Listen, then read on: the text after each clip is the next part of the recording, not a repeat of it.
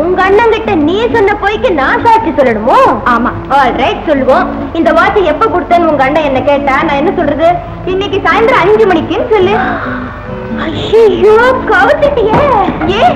நீ சொல்ற அதே நேரத்துல உனக்காக ஒரு வாட்ச் நான் உங்க அண்ணன் கிட்ட கொடுத்து வச்சிருக்கேன். ஆமா, எனக்காக எங்க அண்ணன் கிட்ட நீயே வாட்ச் கொடுக்கணும். அதை ஏன் கலர்ற? கொடுத்தேன், அவ்வளவுதான்.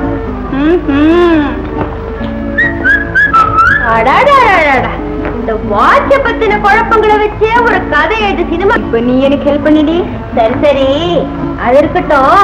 யார் உனக்கு வாட்ச கொடுத்தா அத முதல் சொல்லு. சொல்லண்டி.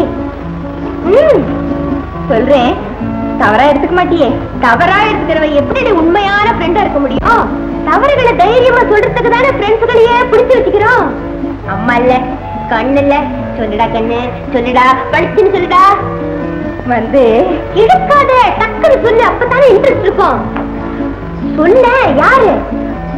உங்க சித்தப்பா. உண்மையாகவா?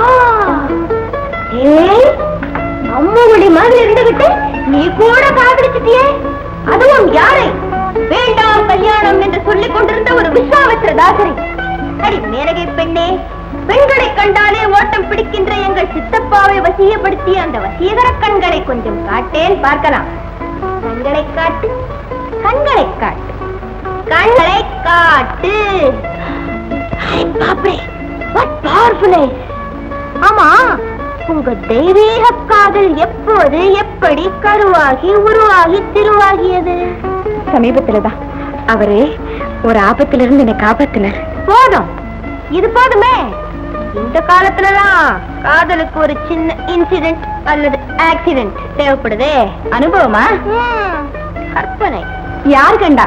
உங்க அண்ணன் கூட தான் ஒருத்தருக்கு தூண்டி போட்டிருக்கு.